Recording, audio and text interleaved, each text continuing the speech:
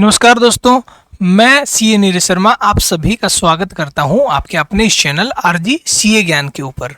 तो हम लोग जो अकाउंटिंग की पार्टनरशिप की बेसिक सीरीज चला रहे हैं इसके ऊपर, उसके बाद अब इसी के अंदर एक जो बहुत इंपॉर्टेंट टॉपिक है जो कि काफ़ी बच्चों को एक अजीब सा टॉपिक भी लगता है, गुडविल इंटेंजिबल एसेट जो कि होता है, वो वाला टॉपिक अभी हम शुरू करने जा रहे हैं और उसके क्या इम्प्लीकेशंस हैं, कैसे वो यूज होता है आपके पार्टनरशिप के चैप्टर के क्वेश्चंस के अंदर, तो वो सब जानना है हमें इस क्लास के अंदर। तो आइए शुरू करते हैं। आशा है आप सभी अच्छे होंगे और इस क्लास को बड़े ही अच्छे तरीके से आप एंजॉय करेंगे। चलिए शुरू करते हैं। तो गुडविल का मैंने सिंपल सा फंडा ये समझाया है कि जितने क्वेश्चन हैं उनको मैंने 3 पार्ट में डिवाइड कर दिया है। जो चैप्टर है गुडविल का वो हम किस तरह कवर करने वाले हैं। सबसे पहले हम एवरेज प्रॉफिट,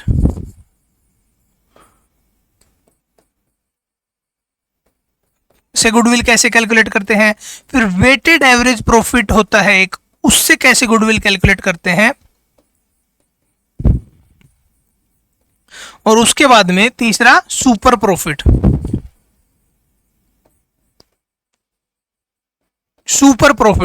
तो वेटेड एवरेज प्रॉफिट और सुपर प्रॉफिट का जो कैलकुलेशन है वो मैंने इसी क्लास के अंदर क्वेश्चंस के थ्रू समझाने की आपको कोशिश करूंगा। और इसके बाद जो अगली क्लास होगी, क्लास नंबर 2, उसके अंदर हम डिस्कस करेंगे कि कैपिटलाइजेशन ऑफ प्रॉफिट कैसे होता है। कैपिटलाइजेशन ऑफ प्रॉफिट क्या होता है, सेकंड क्लास के अंदर सिर्फ कैपिटलाइजेशन के बारे में बात करेंगे और थोड़ा बहुत इनसे रिलेटेड भी, इन टॉपिक से रिलेटेड भी सेकंड क्लास के अंदर कुछ कंटेंट होगा। एंड जो थर्ड क्लास होगी वो होगी कि पार्टनरशिप चैप्टर के अंदर गुडविल का क्या रोल है एंड ये पार्टनरशिप वाले क्वेश्चंस में किस तरह से पूछी जाती है, किस तरह से कैलकुलेशन की जाती है गुडविल की। तो ये वाली जो बातें हैं ये थर्ड क्लास के अंदर होंगी। तो टोटल मैंने इसको 3 क्लास के अंदर डिवाइड किया है, 1, 2 एंड 3। पहली क्लास के अंदर average profit, weighted average profit, super profit, जो कि हम इस क्लास के अंदर डिस्कस करने वाले हैं, क्वेश्चंस करने वाले हैं। दूसरा जो है वो है capitalisation of profit. Capitalisation of profit हम इससे अगली जो क्लास आएगी, जो कि कल की क्लास होगी, उसके अंदर हम कैपिटलाइजेशन ऑफ प्रॉफिट के क्वेश्चन करेंगे एंड इसके बारे में समझेंगे कि ये क्या चीज होती है।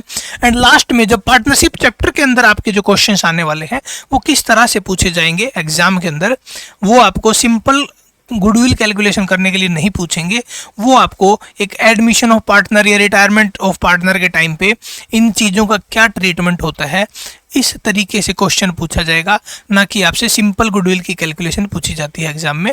एक अलग से क्वेश्चन आ जाता है वो अलग बात है, लेकिन पार्टनरशिप के क्वेश्चन के लिए गुडविल का जो पार्ट है वो किसी पार्ट के साथ में पूछा जाता है जनरली। तो इसलिए आपको पार्टनरशिप की क्वेश्चंस की ज़्यादा प्रैक्टिस करनी पड़ेगी, साथ ही साथ गुडविल के क्वेश्चंस की। तो आइए, ये कोई बहुत डिफिकल्ट टॉपिक तो है नहीं, सबसे आसान टॉपिक मैं अगर कहूं तो वो यही है गुडविल का।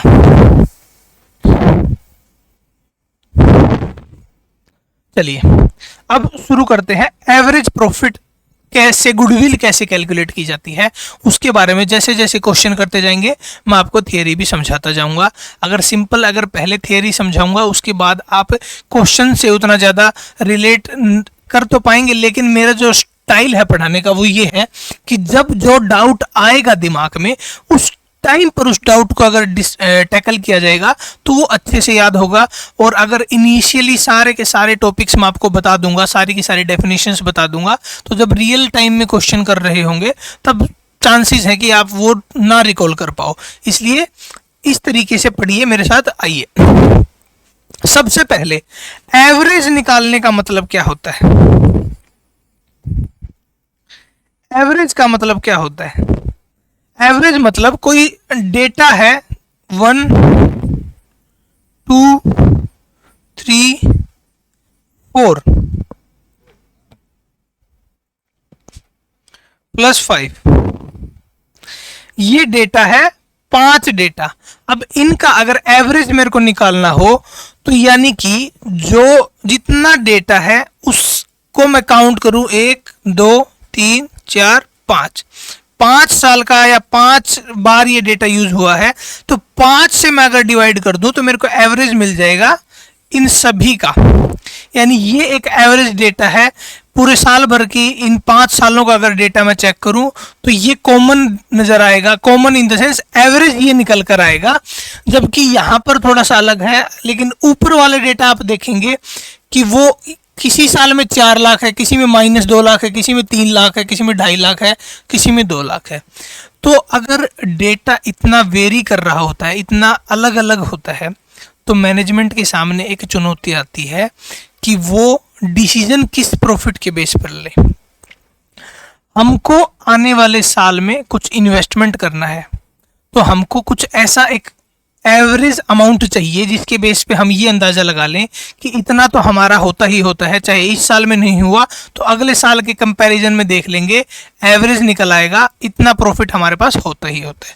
तो यहाँ पर अगर मेरे को एवरेज प्रॉफिट निकालना पड़े तो मैं क्या करूँगा, इन सभी के सभी ईयर्स को मैं टोटल करूँगा और डिवाइड कर दूंगा 5 साल से, क्योंकि यहाँ पर 1 2 3 4 5 टोटल है, 5 साल है और प्रॉफिट है हमारे पास 4 लाख,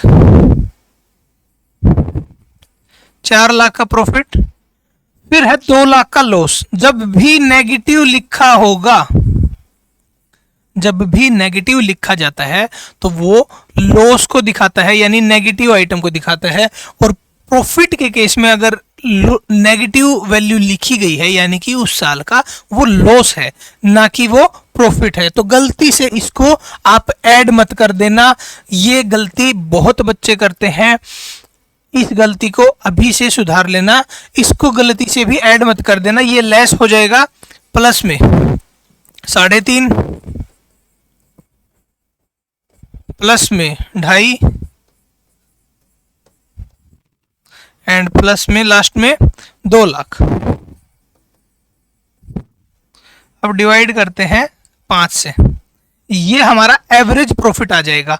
4 लाख, 4 में से 2 गए, फिर बच गए 2, 2 में जोड़े 3.5, 5.5, 3.5 में 5.5 में 2 7 और 8, 8 और 2 10 लाख। 10 लाख को डिवाइड किया 5 से, हमारे पास आ गया 2 लाख रुपए एवरेज प्रॉफिट।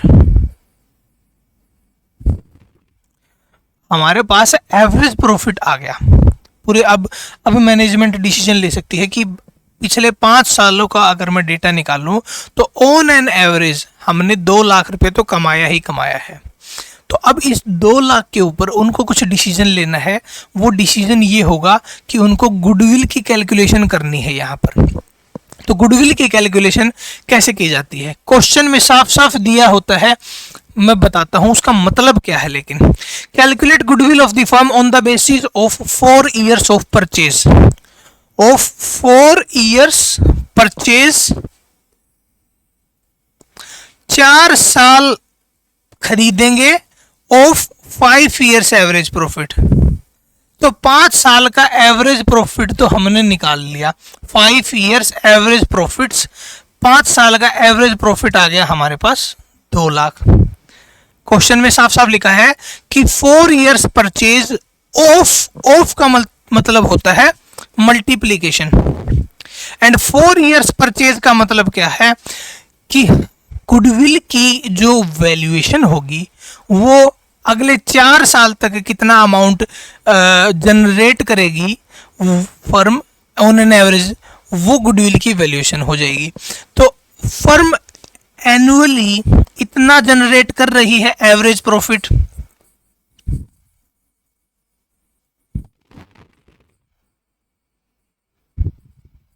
तो आने वाले 4 साल में कितना जनरेट करके देगी एवरेज प्रॉफिट।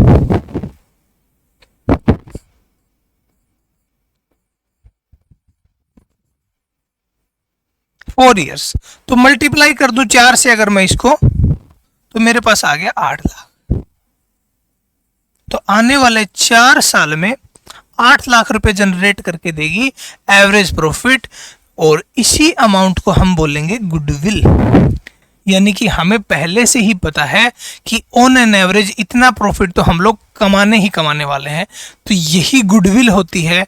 जब कोई नया बिजनेस शुरू किया जाता है तो उस केस में जो एंटरप्रेन्योर होता है या फिर जो बिजनेसमैन होता है, उसके पास में ये आइडिया नहीं होता कि वो कितना प्रॉफिट कमा लेगा, या फिर आइडिया तो होता है लेकिन श्योरिटी नहीं होती है। हमने यहाँ पर जो कैलकुलेशन की है 8 लाख रुपए की, जो गुडविल की कैलकुलेशन की है, ये हमने एज ए श्योरिटी कैलकुलेट किया है कि कितना भी नुकसान हो जाओ या फायदा हो जाओ, हम एवरेज अमाउंट 2 लाख रुपए कमाते आ रहे हैं पिछले 5 साल से, तो आगे भी कमाएंगे 4 साल के लिए 2 लाख रुपए का। तो वही 4 साल का 8 लाख रुपए हमारा गुडविल का अमाउंट है। और अगर हम अपना बिजनेस सेल आउट करेंगे तो गुडविल के नाम पर हम इतना पैसा लेंगे, अपने 4 साल का जो प्रॉफिट हम छोड़ रहे हैं उतना अमाउंट हम बेचने वाले खरीदने वाले से ले लेंगे। तो ये होता है 4 इयर्स परचेज का मतलब, यानी ईयर्स परचेज का मतलब यही है अगले 4 सालों का प्रॉफिट खरीद लिया गया। जो खरीदने वाला है बिजनेस को, वो अगले 4 साल के प्रॉफिट के बराबर पैसा दे देगा, यानी कि गुडविल के अमाउंट का पैसा वो दे रहा है यहाँ पर। चलिए, अब ये बहुत सिंपल क्वेश्चन था। इसके बाद में अब वेटेड एवरेज की बात कर लेते हैं। अगले क्वेश्चन में मैंने वेटेड एवरेज का एक पॉइंट डाला हुआ है, और एवरेज प्रॉफिट में इसके अलावा कुछ भी नहीं होता है। मैंने एक लॉस का फिगर भी डाल दिया है कि जो कि बच्चे जनरली गलती करते हैं। इसके अलावा प्रॉफिट से आपको दिए होंगे हमेशा, या फिर एवरेज प्रॉफिट दे दिया होगा। 4 इयर्स परचेज का मतलब बता दिया एंड एवरेज प्रॉफिट कैलकुलेट करना बता दिया। लॉस का मतलब अगर लॉस है तो लॉस को हम हमेशा लेस कर देंगे प्रॉफिट में से, ना कि उसे ऐड करेंगे। और उसके बाद में मैंने गुडविल कैलकुलेट करके दिखा दिया आपको यहाँ पर। तो एवरेज प्रॉफिट के अंदर इससे ज़्यादा कुछ नहीं है दोस्तों। ये बेसिक लेवल भी यही है और एक्सट्रीम लेवल भी यही है एवरेज प्रॉफिट का। बस कुछ एडजस्टमेंट्स दी जाती हैं, वो एडजस्टमेंट्स हम आने वाले क्वेश्चन के अंदर अभी कर लेंगे आपके साथ में।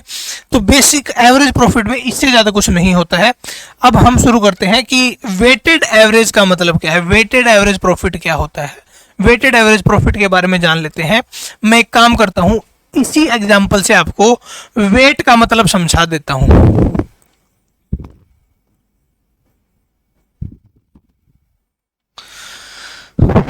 4 साल,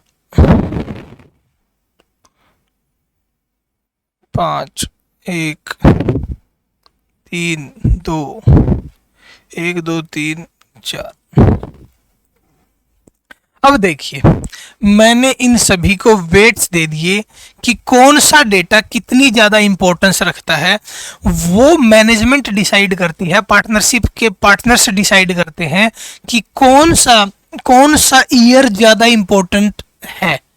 अब यहाँ पर अगर मैं बात करूँ तो लॉस हुआ है पिछले 4-5 साल में से, लॉस हुआ है 1 साल के अंदर, तो वो क्या बहुत ज़्यादा इंपॉर्टेंट है? आई थिंक वो नहीं है। एक बार हुआ है 5 साल में से, तो उसकी इंपॉर्टेंस मैंने सबसे कम रखी है। अब उसके बाद में जो 4 लाख रुपए हुआ है, उसकी इंपॉर्टेंस मैंने 5 रखी है, यानी ये सबसे ज़्यादा इंपॉर्टेंट है। लेकिन ये भी डिसीजन लिया जा सकता है कि हर साल तो इतना प्रॉफिट हुआ नहीं, तो इसकी वेट को कम किया जा सकता है या ज़्यादा किया जा सकता है।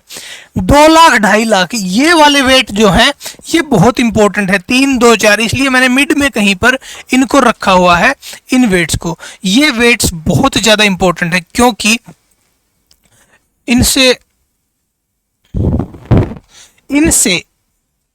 ये पता लगता है कि जो मैनेजमेंट है वो कैसे डिसाइड करती है कि कौन सा वेट कितना ज़्यादा इंपॉर्टेंट है। तो 4 लाख को वैसे अगर देखा जाए तो कम वेट भी दिया जा सकता था, क्योंकि ये भी एक ही बार हुआ है और लॉस जो है वो भी एक बार हुआ है। तो उस हिसाब से वेट्स असाइन किए जाते हैं कि कौन सा अमाउंट कितना ज़्यादा इंपॉर्टेंट है, क्योंकि कौन सा साल कितना ज़्यादा नॉर्मल है, उस हिसाब से वेट असाइन किए जाते हैं। आपको एग्जाम के अंदर वेट असाइन करने का काम आपका नहीं है, आपको वेट्स दिए जाएंगे कि कौन सा ईयर कितना इंपॉर्टेंट है। तो जनरली क्वेश्चन के अंदर सिंपल 1 2 3 4 5 ऐसे ही वेट्स दिए जाते हैं, लेकिन आपको उसकी हैबिट नहीं डालनी है, क्योंकि वेट्स ईयर वाइज ऐसे जैसे मैंने सफल करके दी है अमाउंट आपको, तो इस तरह से भी क्वेश्चन के अंदर दी जा सकती है। वो आपको ध्यान से पुट करने हैं वेट, जिस ईयर के सामने जो वेट दिया गया है उस ईयर के सामने वही वेट डालना है, फिर उस प्रॉफिट की आपको मल्टीप्लिकेशन करनी है। चलिए आइए ये वाला एग्जांपल मैं समझा देता हूं आपको इस क्वेश्चन के थ्रू। इसमें वेट्स भी दिए गए हैं और बाकी जो अदर एडजस्टमेंट्स क्वेश्चन के अंदर पूछी जा सकती हैं आपसे वो भी दी गई है। तो आइए शुरू करते हैं। Calculate the goodwill of a firm based on 3 years purchase of the average profit of the last 4 years। ये क्या बोल रहा है? Purchase of the weighted average profit. सबसे पहले तो यहां पर वेटेड एवरेज प्रॉफिट दिया गया है और 3 साल परचेज किए जाएंगे वेटेड एवरेज प्रॉफिट के, परचेज किए जाएंगे 3 साल वेटेड एवरेज प्रॉफिट के। और उसके बाद कह रहा है of the last 4 years, of the last 4 years की लास्ट 4 साल के जो प्रॉफिट हैं उनका आप एवरेज प्रॉफिट निकालिए। वेटेड एवरेज प्रॉफिट, लास्ट 4 साल के प्रॉफिट हमको दिए गए हैं, उनका वेटेड एवरेज प्रॉफिट आप निकालिए। उसके बाद में वो जो प्रॉफिट आएगा उसके 3 साल के बराबर की वैल्यू जो है वो गुडविल की वैल्यू है। तो ये तो पार्ट समझ में आ गया। अब एक काम करना है हमको वेट्स दिए गए हैं। 2012 का वेट है 1, 2013 का वेट है 2, 2014 का वेट है 3 और 4। सिंपल सा, कोई दिक्कत नहीं इसमें। सिंपल अब एक काम कीजिए, इसको मल्टीप्लाई कीजिए। 20,000, 60,000, 60,000, 1,60,000 टोटल कीजिए। 6 से 1 20 1 40 1 40 और 3 लाख रुपए आपका यहाँ पर टोटल आ गया। अब इस टोटल को वेटेड एवरेज प्रॉफिट निकालने के लिए आपको इन वेट्स का टोटल भी करना पड़ेगा। 4 3 7 2 9 और 1 10। वेट्स का टोटल आ गया 3 lakh divide by 10, divide by 10, ये आ गया 30,000। ये हमारा वेटेड एवरेज प्रॉफिट आ गया 30,000 रुपए। हमने क्या किया, ईयर वाइज वेट से मल्टीप्लाई कर दिया, उनका टोटल लिख दिया, जितने वेट्स दिए गए हैं उनका टोटल लिख दिया। जो टोटल हमारा प्रॉफिट्स का आया मल्टीप्लाई करने के बाद में उसको डिवाइड कर दिया सम ऑफ वेट्स से, वेट जितने दिए गए थे उनसे डिवाइड कर दिया। तो ये हमारा आ गया वेटेड एवरेज प्रॉफिट।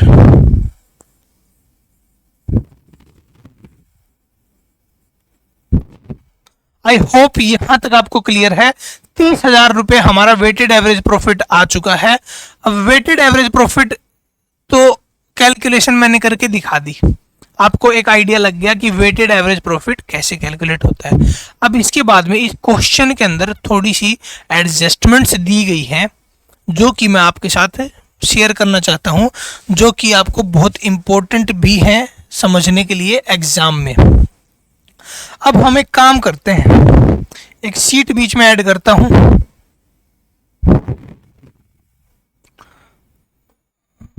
बैकग्राउंड का कलर करता हूं ये वाला, और इधर आ जाओ।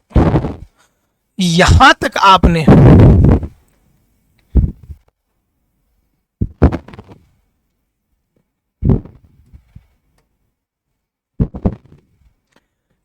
आपने वेटेड एवरेज प्रॉफिट कैलकुलेट करने का तरीका समझ लिया, अगर कोई भी एडजस्टमेंट्स नहीं दी गई है। लेकिन जब ही मैं इस एडजस्टमेंट वाले पेज के ऊपर आता हूं तो इन्होंने मेरे को बताया है कि एडजस्टमेंट की गई है 1 सितंबर 2014 को। एक चीज इंपॉर्टेंट, बहुत इंपॉर्टेंट दोस्तों,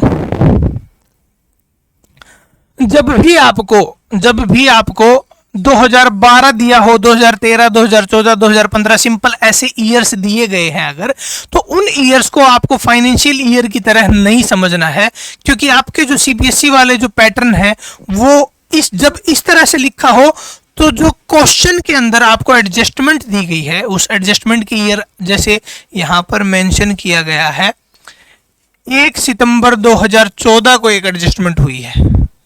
तो अब वैसे तो देखा जाए तो ये वाली एडजस्टमेंट जाएगी फाइनेंशियल ईयर 14-15 के अंदर, लेकिन आपका जो सिस्टम है क्वेश्चन सॉल्व करने का, वो यहां पर आप इसको लिखेंगे। जो आपको क्वेश्चन के अंदर ईयर दिखाई दे रहा है 2014, उसी ईयर के अंदर आप इस एडजस्टमेंट को करेंगे, ना कि आप फाइनेंशियल ईयर वाला कॉन्सेप्ट फॉलो नहीं करना है। यहां पर जैसे ही आप वो फॉलो करेंगे तो आपका सीबीएसई के हिसाब से आंसर गलत हो जाएगा और वो एक गड़बड़ हो जाएगी, आपके मार्क्स वहां पर डिडक्ट हो सकते हैं।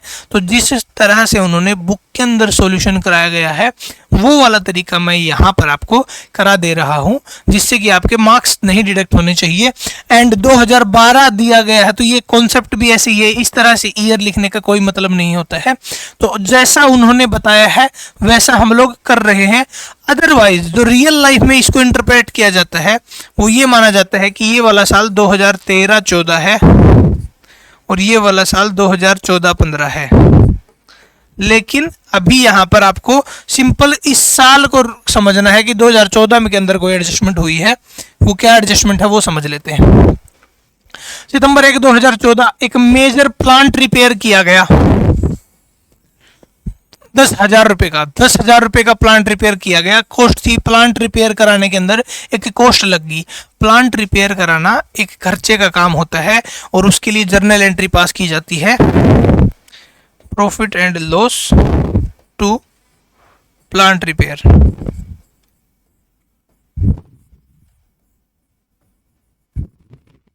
Profit and loss account debit to plant repair. जितनी भी अमाउंट से रिपेयर का खर्चा हुआ है उतनी amount profit and loss account के अंदर डाल दी जाती है उसी हेड के नाम से। तो यहां पर प्लांट रिपेयर हुआ है 10,000 रुपए का, which was charge to revenue. ठीक है, अब हमने भी यही समझा कि प्लांट को अगर रिपेयर करवाया जाएगा तो वो प्रॉफिट एंड लॉस अकाउंट के अंदर डाला जाता है। तो यहां पर अकाउंटेंट ने यही काम किया कि उन्होंने which was charge to revenue, मतलब प्रॉफिट एंड लॉस के अंदर खर्चा डाल दिया अकाउंटेंट ने। लेकिन जब बाद में डिसाइड हुआ the said sum is to be capitalised, ये सम इतना इंपॉर्टेंट था कि इससे उस एसेट की स्थिति ही चेंज हो गई, उसका प्रोडक्शन इंक्रीज हो गया, तो वो अमाउंट बहुत इंपॉर्टेंट हो गई। उसको एज ए खर्चा आप क्लेम नहीं कर सकते, उसको आप एसेट के अंदर डालना ही पड़ेगा। तो जैसे ही आप उसको एसेट के अंदर डालेंगे तो वो आपका जो प्रॉफिट कम हुआ था खर्चा डालने से, आपका प्रॉफिट उतना बढ़ाना पड़ेगा आपको। एंड 10,000 रुपए से आपकी एडिशनल एसेट क्रिएट हुई है, उस एसेट के ऊपर आपको डेप्रिसिएशन चार्ज करना पड़ेगा। तो ये दो एडजस्टमेंट करनी है। 10,000 रुपए की दो एडजस्टमेंट, एक तो आपका प्रॉफिट बढ़ेगा 10,000 रुपए से। ये कौन सी ईयर की बात हो रही है? 2014 की। ठीक है, 2014 में आपका जो प्रॉफिट था, 2014 में आपका प्रॉफिट था 20,000, तो इसको 10,000 से बढ़ा देंगे, उतना आपका प्रॉफिट बढ़ जाएगा। ठीक है, 10,000 रुपये आपका प्रॉफिट बढ़ जाएगा। और 2014 के बाद में 2014 और 15 2 साल थे, 2 साल के लिए आपको इसके ऊपर डेप्रिसिएशन भी लगाना पड़ेगा, डेप्रिसिएशन लगाना पड़ेगा। तो 2014 के अंदर डेप्रिसिएशन लगेगा कितना और 2015 के ऊपर लगेगा कितना? 1 सितंबर से आपकी जो 10,000 रुपए का रिपेयर किया, 10,000 रुपए के ऊपर पूरे साल भर में अगर 10% कैलकुलेट किया जाए तो 1,000 रुपीज डेप्रिसिएशन की अमाउंट कैलकुलेट होती है। लेकिन जब सितंबर से वो एडजस्टमेंट की गई है, वो रिपेयर किया गया है, तो सितंबर से ही हम उस एडजस्टमेंट का इफेक्ट लेंगे। तो सितंबर, अक्टूबर, नवंबर, दिसंबर, जनवरी, फरवरी, मार्च, पूरे 7 महीने की वो अमाउंट है। 7 महीने के इक्विवेलेंट अमाउंट का डेप्रिसिएशन आपको चार्ज करना है 2014 के अंदर। तो 1000 का 7 महीने का अगर बात करूं,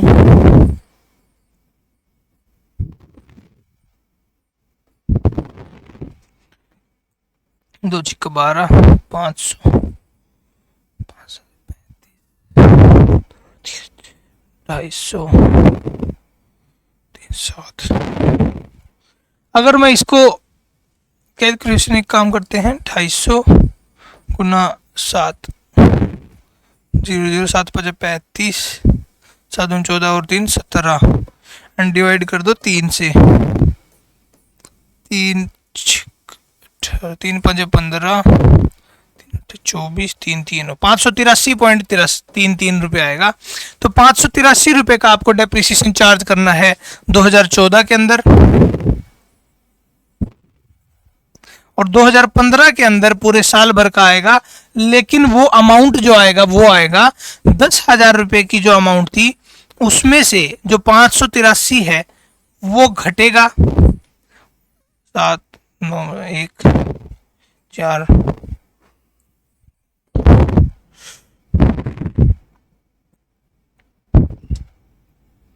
9,417 रुपये के ऊपर फिर अगली वाली अमाउंट यानी कि 10% फिर इसके ऊपर लगेगा, क्योंकि आपको यहाँ पर कहा है reducing balance method. Reducing balance method आपने 11th में अच्छे से पढ़ा है, तो वो मैं आपको अभी नहीं बता रहा हूँ। यानी कि 10,000 रुपये में से ऑलरेडी डेप्रिसिएशन डिडक्ट हो गया, कितना 2014 के अंदर इतना, एंड इस अमाउंट के ऊपर फिर 10% यानी 941.7, ये आ जाएगा आपका 2015 का डेप्रिसिएशन के अमाउंट। तो दोनों ईयर के डेप्रिसिएशन मैंने कैलकुलेट कर दिया, इससे आपको समझ में आ गया कि क्या है। तो अब मैंने आपको थोड़ा सा एक काम करता हूं, ये वाली जो सितंबर की डेट है इसको मैं अक्टूबर कर दूंगा, तो आपके लिए आसानी हो जाएगी कैलकुलेशन करने में, समझने में। मैंने कैलकुलेट करके दिखा दिया, लेकिन एक बार क्वेश्चन अगर थोड़ा सा सिंपल कंसेप्ट से समझना है तो कैलकुलेशन भी उसकी आसान होना चाहिए। तो 10,000 रुपये का रिपेयर हुआ, तो 10,000 रुपये से एक तो प्रॉफिट बढ़ जाएगा क्योंकि ये खर्चे में डाला हुआ था 2014 के अंदर, प्लस में 10,000 के ऊपर 10% 2014 और 2015 डेप्रिसिएशन, 10,000 के ऊपर 10% 1,000 और 1,000 अक्टूबर से लेकर अगर 6 महीने की बात करें तो अक्टूबर, नवंबर, दिसंबर, जनवरी, फरवरी, मार्च 6 महीने का डेप्रिसिएशन। तो पूरे साल भर का लगता 1,000, लेकिन अब आधे 6 महीने का लगेगा 500 रुपये का डेप्रिसिएशन। एंड दूसरे केस में 500 रुपये इसमें से घट जाएंगे, 9500 के ऊपर 950 रुपये का डेप्रिसिएशन यहाँ पर चार्ज होगा। 2015 के अंदर 950 रुपये का डेप्रिसिएशन चार्ज होगा। तो अब ये दोनों एडजस्टमेंट समझ में आ गई। एंड इसके बाद में ये कहा गया है, अगली जो इंपॉर्टेंट एडजस्टमेंट है कि जो क्लोजिंग स्टॉक है फॉर द ईयर 2013 में जो क्लोजिंग स्टॉक है, क्लोजिंग स्टॉक का अगर मैं फंडा बता दूं,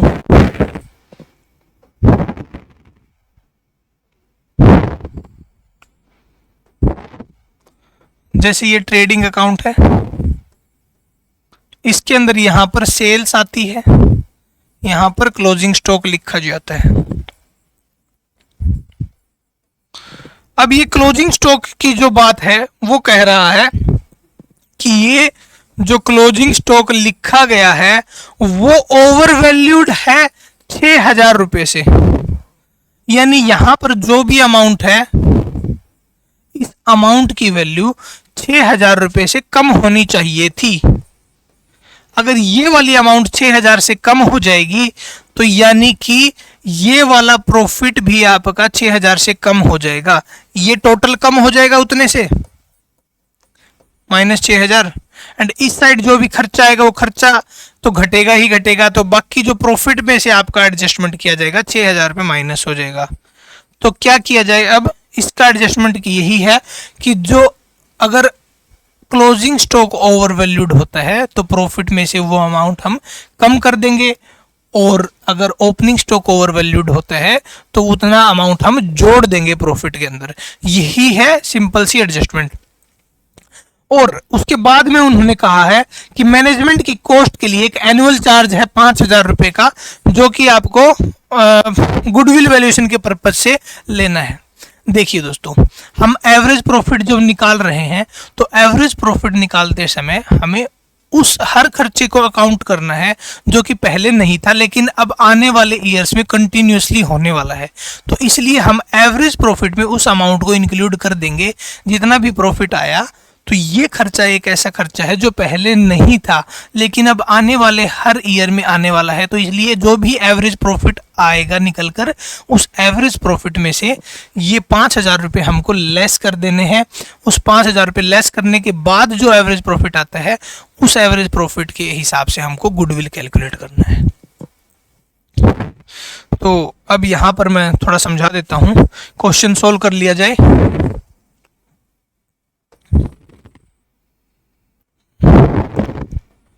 दो 2012, 2013, 2014, 2015।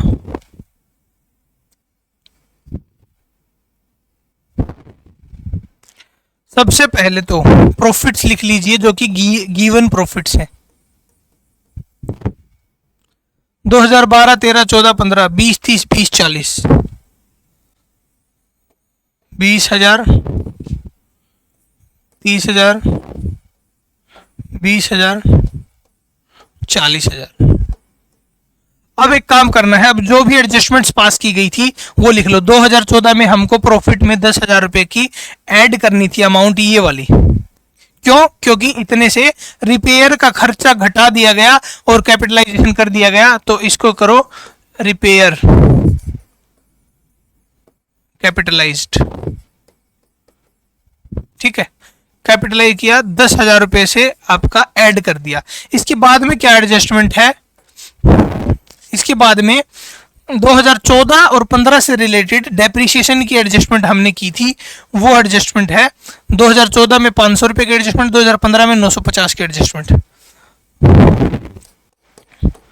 अब डेप्रिसिएशन तो लेस ही किया जाएगा। क्यों? क्योंकि पहले तो ये एडजस्ट किया नहीं जा चुका, क्योंकि जो रिपेयर में खर्चा डाल दिया था उसके ऊपर डेप्रिसिएशन नहीं चार्ज किया होगा। इसलिए अब इस अमाउंट को जब कैपिटलाइज किया है, इसके ऊपर डेप्रिसिएशन चार्ज किया है। तो डेप्रिसिएशन जो चार्ज किया है वो हमको एज ए खर्चा डालना पड़ेगा। 2014-15 से रिलेटेड 500 और 950 जो कि हमने कैलकुलेट किया था। उसके बाद में, अब इसके बाद में जो क्लोजिंग स्टॉक है वो ओवर वैल्यूड है। 2013 में इसकी एडजस्टमेंट करनी है। 2013 का प्रॉफिट अगर बात करूं तो 2013 का जो प्रॉफिट है 30,000 रुपए का, वो ओवर वैल्यूड हो रखा है। क्योंकि क्लोजिंग स्टॉक अगर ओवर वैल्यू है तो प्रॉफिट बढ़ा हुआ है, तो हमको इसको घटाना पड़ेगा। Over valuation of stock. अब इसको इनलाइन ले आएंगे, कितने से? 6,000 रुपए से। एंड जो मैनेजमेंट का एक 5,000 रुपए का खर्चा है वो हर साल आएगा आने वाले ईयर्स में। तो आप एक काम कर सकते हैं, चाहे तो आप पीछे से हर ईयर में यहाँ पर 5,000 रुपए लेस करके लिख दें, तो जब एवरेज निकाला जाएगा तब उसका वो एवरेज निकल दिया जाएगा। या फिर आप एक तरीका ये अपना सकते हैं कि एवरेज प्रॉफिट आप इनका कैलकुलेट कर लीजिए। ये जो प्रॉफिट आएगा इसको कैलकुलेट कर ले, उसमें से एक बार सिंपल वो 5,000 रुपए का फिगर घटा दें। दोनों बात सेम की सेम है। तो आप ये वाला जो बुक वाला जो तरीका है मैं आपको वो करवा देता हूं। मैनेजमेंट कॉस्ट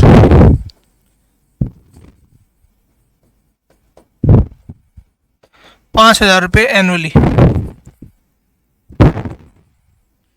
इतना खर्चा हर साल होगा, इसलिए इसका इफेक्ट देने के लिए इसको आप लेस कर देंगे।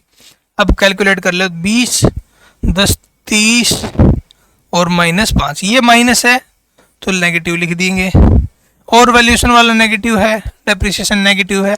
जो भी फिगर नेगेटिव है उसको हमेशा हम ब्रैकेट के अंदर लिखेंगे। 20, 10, 30, 25, 30 में से 6 गए 24, 24 में 5 गए 19, 20, 19, 500, 19, 500 में से 5 गए तो 14, 500, 40,000, 40,000 में से 5,000 गए 35,000, 35,000 में से 950 गए 34,050। ठीक है, ये हमारे फिगर आ गए। अब इन्हीं के ऊपर हमको वेट्स अप्लाई करने हैं। ये मैंने आपको इनिशियली समझाने के लिए एक कैलकुलेशन बताई थी, जबकि थोड़ी एडजस्टमेंट की, जो एडजस्टमेंट हमने की है, ये एडजस्टमेंट करने के बाद जो अमाउंट आएगा प्रॉफिट का, उस प्रॉफिट वाले अमाउंट पे ही आपको अब वेट्स अप्लाई करने हैं।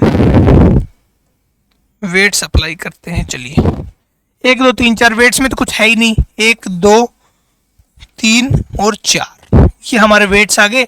मल्टीप्लाई कीजिए 25,000, 19 दूनी 38,000, 14 तीय 42, 42 43 और 43 500 और लास्ट में 34,050 के ऊपर 3 चौका 20, 4 चौका 16, 20 136 136 136 200 136 200 रुपये का हमारा ये वाला प्रॉफिट आ गया। अब इन सभी का टोटल करना है अपने को, इन सभी का टोटल कीजिए 25,000, 38,000, 43 500, 136 200, 0 0 5 2 7 6 3 9 9 8 17 17 और 5 23 बच गया, 2 2 के 2 2 और 2 4 3 7 और 4 11 और 3 14 1 और 1 2 2 43 700 हमारा वेटेड एवरेज प्रॉफिट आ गया, वेटेड प्रॉफिट। अब वेटेड प्रॉफिट को, ये वाली जो अमाउंट है इसे कहेंगे वेटेड प्रॉफिट।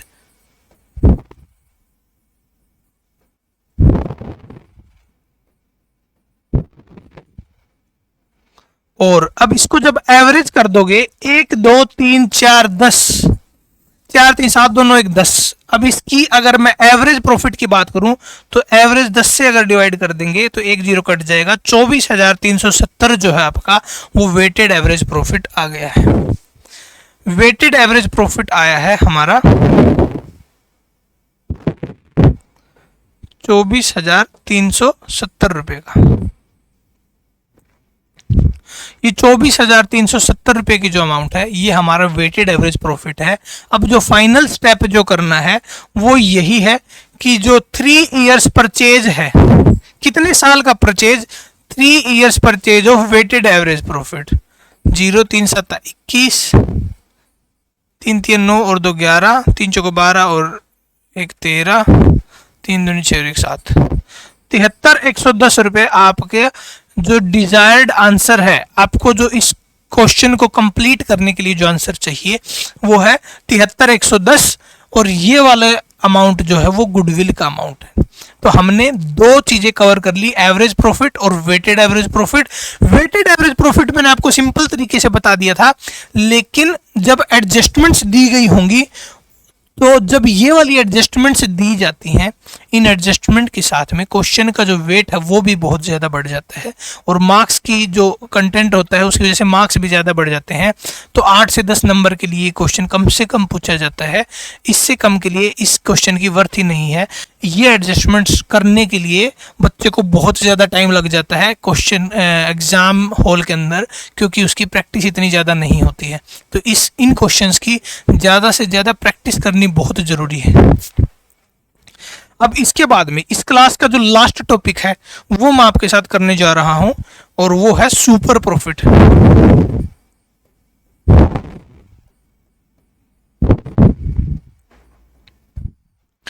हमने अभी तक एवरेज प्रॉफिट समझ में आ गया कि एवरेज प्रॉफिट कैसे कैलकुलेट करना है किसी भी पार्टनरशिप फर्म का। जब हमको पिछले 5 सालों का, 4 सालों का, 3 सालों का, जितने भी साल का हमको प्रॉफिट दिया जाता है तो वो प्रॉफिट हम टोटल करेंगे, उस प्रॉफिट को डिवाइड कर देंगे कि कितने ईयर्स का वो प्रॉफिट है। तो वो प्रॉफिट जैसे ही हम डिवाइड करेंगे तो उसके बाद में the book of A business shows that. चलो अब एवरेज प्रॉफिट तो आ गया, अब सुपर प्रॉफिट के बारे में थोड़ी बात करते हैं कि सुपर प्रॉफिट होता क्या है। नाम से ही सुपर, ये अच्छा सुनने में बहुत लगता है कि सुपर प्रॉफिट। तो सुपर प्रॉफिट अगर मैं सिंपल वे में अगर बता दूं तो एवरेज जो प्रॉफिट हमारा होता है वो अगर किसी भी इंडस्ट्री में, एक सपोज करते हैं 10 बिजनेस नए शुरू किए गए, उन 10 बिजनेस में से किसी एक बिजनेस मैन को थोड़ा ज़्यादा फायदा हो रहा है बाकी सभी बिजनेसमैन से, और उस इंडस्ट्री का एक नॉर्मल प्रॉफिट है 1 लाख रुपया। मैं आपको टर्म्स अमाउंट में बता देता हूँ, परसेंटेज में नहीं जाता हूँ, कि सभी ने 10-10 लाख रुपए लगाकर बिजनेस शुरू किया। उस 10-10 लाख रुपए के ऊपर लगभग सभी लोग एवरेज अमाउंट 1-1 लाख रुपए कमा रहे हैं। तो वो 1 लाख रुपए उस इंडस्ट्री का नॉर्मल प्रॉफिट हो गया। अब उस नॉर्मल प्रॉफिट से अगर कोई भी पर्सन ऊपर कमाएगा उसी इंडस्ट्री के अंदर, तो वो जो एक्स्ट्रा कमा रहा होगा उस नॉर्मल प्रॉफिट से, वो सुपर प्रॉफिट का अमाउंट होता है। सपोज कीजिए जहां पर सब लोग 1-1 लाख रुपए कमाते हैं, वहां पर अगर मैं 1,20,000 रुपये कमाता हूं, तो वो 20,000 रुपये का जो अमाउंट है वो सुपर प्रॉफिट का अमाउंट होगा। तो यही बस सुपर प्रॉफिट है, और सुपर प्रॉफिट की अमाउंट को कैलकुलेट कर दिया जाता है फिर नंबर ऑफ ईयर से मल्टीप्लाई करके। नंबर ऑफ ईयर से मल्टीप्लाई जब आप करते हैं तो वो आपका गुडविल का अमाउंट आ जाता है। तो सुपर प्रॉफिट को इसलिए फॉर्मूला भी यही लिखा जाता है, एवरेज प्रॉफिट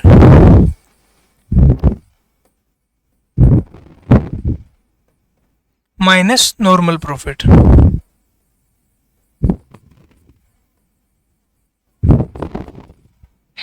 ये हमारा सुपर प्रॉफिट आ गया। अब गुडविल करना है तो गुडविल के लिए काम कीजिए, multiply by number of years purchase कर दिए तो बस आपका आ जाएगा गुडविल। एवरेज प्रॉफिट हमको कैलकुलेट करना आता है। ये नॉर्मल प्रॉफिट क्या है इसके बारे में बात कर लेता हूं। ये आपका एवरेज प्रॉफिट के लिए अमाउंट दिया गया है, ये भी एवरेज प्रॉफिट के लिए। एक सेकेंड, यहां पर कुछ एक अमाउंट एक्स्ट्रा हो गया है, नहीं ठीक है। Books of A business showed that the capital employed, कि कितना अमाउंट लगाया गया है बिजनेस के अंदर, 5 लाख रुपए बिजनेस के अंदर लगाया गया है। प्रॉफिट कहा गया है पिछले 5 सालों के हिसाब से 40,000, 50,000, 55,000, 70,000 और 85,000। ये हमारे को एवरेज प्रॉफिट दिया गया है पिछले 5 साल का। तो एवरेज प्रॉफिट आप निकाल लीजिए, मतलब प्रॉफिट दिए गए हैं, इन सभी को टोटल करके 5 से डिवाइड करेंगे तो वो एवरेज प्रॉफिट आ जाएगा। You are required to find out the value of goodwill based on 3 years purchase of super profit। 3 years purchase आपको दे दिया, ये बहुत इंपॉर्टेंट चीज होती है हर क्वेश्चन के अंदर कि कितने साल का प्रॉफिट परचेज करा जाएगा गुडविल कैलकुलेट करने के लिए।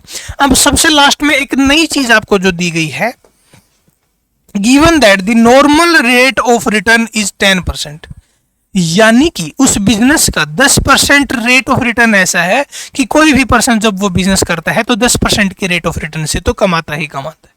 तो जब आप 5 लाख रुपए लगाएंगे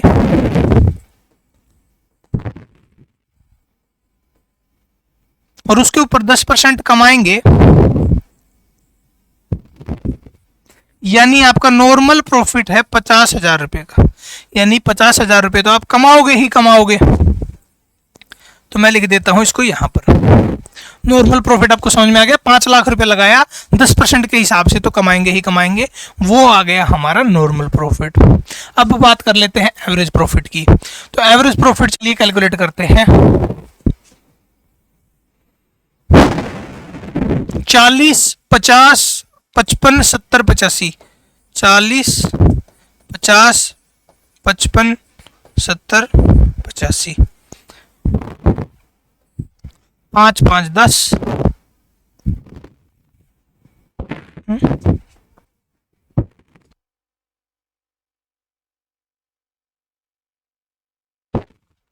हेलो 5, तो 40, 50, 90, 90 और 50, 140 और 2, 70, 40, तो 2, 10, 2, 10 के ऊपर 80, 2, 90 और 5 और 5, 10, तो ये आ गया 300। 300 क्या गया, अगर 1000 से और मल्टीप्लाई कर दूं तो 3 लाख रुपए आपका एवरेज इन सभी का टोटल आ गया। और उन 3 लाख को हम डिवाइड कर दें 5 साल से तो ये आ गया 60,000 रुपए का एवरेज प्रॉफिट। 60,000 रुपए हमारे पास एवरेज प्रॉफिट आ गया। 60,000 में से एवरेज प्रॉफिट जब नॉर्मल प्रॉफिट में घटा देता हूं तो 10,000 रुपए का मेरे पास सुपर प्रॉफिट आ जाता है। ये सुपर प्रॉफिट को अगर मैं नंबर ऑफ ईयर्स से परचेज करके बात कर रहा हूं 3 ईयर्स से, तो मेरा गुडविल की अमाउंट आ जाती है 30,000 रुपए मेरी गुडविल है इस क्वेश्चन की, जो कि क्वेश्चन की रिक्वायरमेंट है कि गुडविल कैलकुलेशन करके हमको दिखाई जाए। आई होप आपको गुडविल कैलकुलेशन समझ में आ गया होगा, सुपर प्रॉफिट से गुडविल कैलकुलेशन समझ में आ गया होगा, वेटेड एवरेज प्रॉफिट क्या होता है, वेटेड प्रॉफिट क्या होता है, वो सब समझ में आ गया होगा। अब लास्ट में ये वाला क्वेश्चन मैं आपको होमवर्क दूंगा, बस आपको समझा देता हूं कि कैसे क्या करना है इसके अंदर। The capital of the firm Annu and Benu is 1 lakh रुपए की कैपिटल थी, मार्केट रेट ऑफ इंटरेस्ट था 15%। तो दोस्तों अब एक ये वाला पॉइंट और समझ लीजिए, आप सीधा रेट देखोगे, नॉर्मल रेट ऑफ रिटर्न हर बार लिखा हुआ नहीं मिलेगा।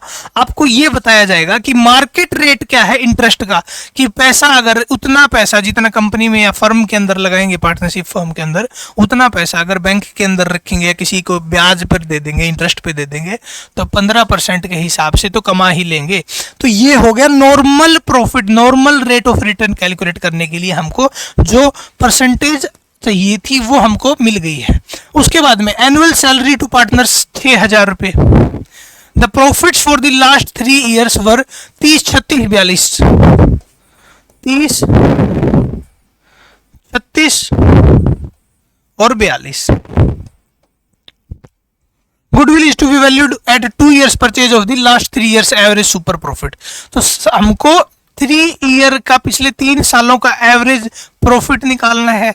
उसके बाद में जो नॉर्मल रेट ऑफ रिटर्न से मल्टीप्लाई करके उसका नॉर्मल प्रॉफिट निकलेगा, डिफरेंस हमारा सुपर प्रॉफिट आएगा। और सुपर प्रॉफिट को 2 years परचेज से हमको 2 years परचेज से हमको गुडविल निकालना है। ठीक है, तो अब एक काम कीजिए, जो ये 30,000, 36,000 और 42,000 रुपए का जो अमाउंट है, इसमें से आपको एक एनुअल सैलरी की बात दी गई है। Annual salary of partners is rupees 6,000 each. तो यानी कि इस अमाउंट में से अभी ये सैलरी जो है वो डिडक्ट नहीं है। तो इसको एक काम कीजिए, या तो यहां से सभी उसमें से घटा दीजिए इसको,